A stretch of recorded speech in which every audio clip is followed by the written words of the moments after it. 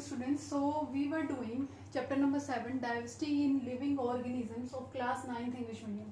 तो अभी तक हमने क्या पढ़ा था कि हमने ऑर्गेनिजम्स को क्लासिफाई कर दिया था. ठीक है, हमने ऑर्गेनिजम्स को क्लासिफाई किस लिए किया, ताकि हम उनके अलग अलग स्टडी हमें ना करनी पड़े. ठीक है, क्योंकि बहुत सारे ऑर्गेनिज्म उनकी स्टडी करने में बहुत प्रॉब्लम आती है. इसलिए तो हमने कैसे उनको डिवाइड किया था, kingdom, then phylum, then class, order, family, genus and then species. इस तरीके से हमने उनको क्लासिफाई किया था. फिर हमने क्या किया, उनको 5 किंगडम्स में हमने उसको क्लासिफाई किया था. ठीक है, किसने दिया था ये 5 किंगडम क्लासिफिकेशन? किसने दिया था? कार्ल वूस्ट ने दिया था, अर्नेस्ट हैकल और कौन था? Robert Whittaker. उन्होंने ये 5 किंगडम क्लासिफिकेशन दिया था. 5 किंगडम कौन से बताए थे? Monera, protista, fungi, Plantae and Animalia, ये थे. ठीक है, तो अब हम सबसे पहले बात करते हैं किसकी? मोनेरा की. मोनेरा क्या होते हैं? They do not have defined nucleus of organisms. इनके पास जो न्यूक्लियस होता है वो डिफाइंड नहीं होता. डिफाइंड नहीं होने का मतलब ये है कि उस न्यूक्लियस के बाहर कोई भी लेयर नहीं है. ठीक है, कोई भी लेयर उस न्यूक्लियस के बाहर नहीं है. तो कैसा है वो? प्रोकैरियोटिक. कैसी सेल हो गई? प्रोकैरियोटिक सेल, है ना, क्योंकि अगर न्यूक्लियस डिफाइंड नहीं है तो कैसी सेल हो गई? Prokaryotic cell. ठीक है, do not have multicellular body design. Multicellular body design नहीं होता. इसका मतलब कैसे है? ये यूनिसेलुलर है. ठीक है, मल्टी सेलुलर नहीं है. कैसे है? यूनिसेलुलर है. Some have cell wall. इनमें से कुछ के पास क्या होती है? सेल वॉल होती है, यानी कि आउटर कवरिंग जो होती है ना, वो आउटर कवरिंग इनमें से कुछ के पास होती है और कुछ के पास नहीं होती. They can be autotrophic. Autotrophic हो सकते हैं, मतलब अपना फूड खुद से बना सकते हैं. एंड हिट्रोट्रोफिक, और हिट्रोट्रोफिक हो सकते हैं. हिट्रोट्रोफिक कौन से? जो अपना फूड खुद से नहीं बनाते, दूसरों से अपना फूड ऑब्टेन करते हैं. ठीक है, एग्जाम्पल क्या आता है? Bacteria and cyanobacteria. बैक्टीरिया जो होते हैं वो कैसे नेचर के होंगे? हिट्रोट्रोफिक नेचर के होंगे. साइनोबैक्टीरिया जो जिसको हम क्या कहते हैं? Blue green algae. ठीक है, ब्लू ग्रीन एल्गी जो होती है वो ऑटोट्रोफिक नेचर की होती है, क्योंकि इसके अंदर क्या होता है? ग्रीन पिगमेंट होता है और क्या करता है वो? फोटोसिंथेसिस में यूज होता है, तो इसलिए ऑटोट्रोफिक नेचर के होते हैं.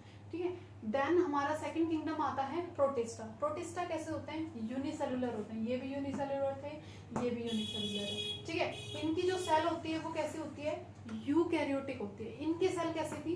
प्रोकैरियोटिक थी. ठीक है, प्रोकैरियोटिक जिनके अंदर न्यूक्लियस डिफाइंड नहीं होता. यूकैरियोटिक जिनके अंदर न्यूक्लियस के बाहर पर्टिकुलर एक कवरिंग होती है जिसको हम न्यूक्लियर मेम्ब्रेन कहते हैं. ठीक है, दे हैव सीलिया. सीलिया और फ्लैजिला प्रेजेंट होते हैं मूवमेंट के लिए. मतलब इनका बॉडी स्ट्रक्चर कुछ इस तरीके से होता है और इनकी बॉडी के ऊपर इस तरीके से स्मॉल हेयर्स और लॉन्ग हेयर्स प्रेजेंट होते हैं.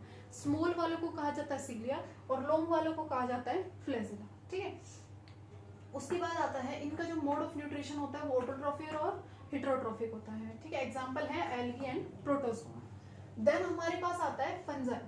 फंजाई जो होती है वो कैसी होती है? हिट्रोट्रोफिक होती है. हिट्रोट्रोफिक मतलब अपना फूड दूसरों से लेती है. और कैसी होती है? यूकैरियोटिक होती है, मतलब न्यूक्लियस जो है इनका डिफाइंड न्यूक्लियस होता है. और सेप्रोफिटिक नेचर शो करते हैं. सेप्रोफिटिक नेचर का मतलब होता है जो फंगस होती है ना, वो क्या करती है? वो फीड करती है डेड और डिकेइंग मैटर पे. ठीक है, मतलब जो मर जाता है, गल जाता है, सड़ जाता है, उन चीजों से फंजाई अपना न्यूट्रिशन लेती है. ठीक है, इसलिए इनके अंदर जो न्यूट्रिशन होता है वो कैसा होता है? सेप्रोफिटिक न्यूट्रिशन होता है. इनके पास क्या होती है? सेल वॉल होती है और इस सेल वॉल के ऊपर एक कवरिंग होती है, बहुत ही हार्ड और टफ कवरिंग होती है और शुगर की कवरिंग होती है. उसको क्या कहा जाता है? उसको कहा जाता है काइटिन.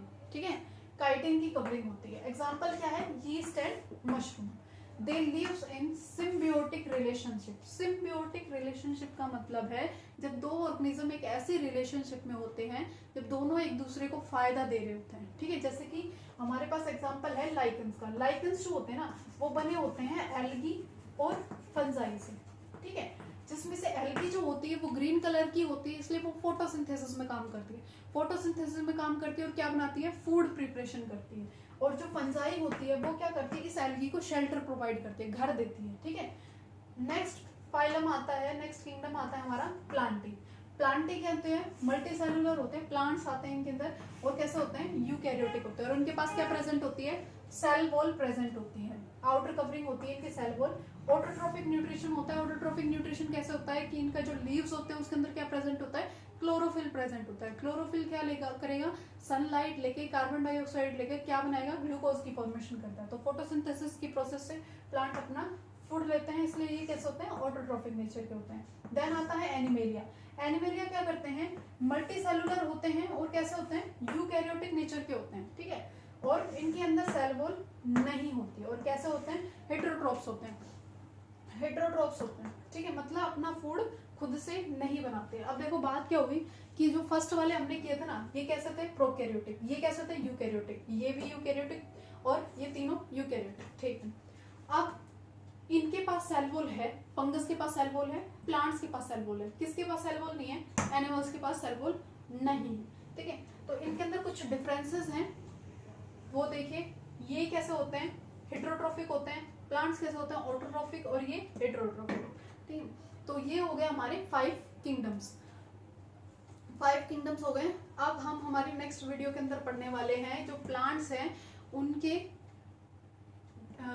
फर्दर प्लांट्स जो उनको डिफरेंट फाइलम्स के अंदर डिवाइड किया गया, एनिमल्स को डिफरेंट फाइलम्स के अंदर डिवाइड किया गया, तो वो हम पढ़ेंगे हमारी नेक्स्ट वीडियो में। So that's all for today, thank you.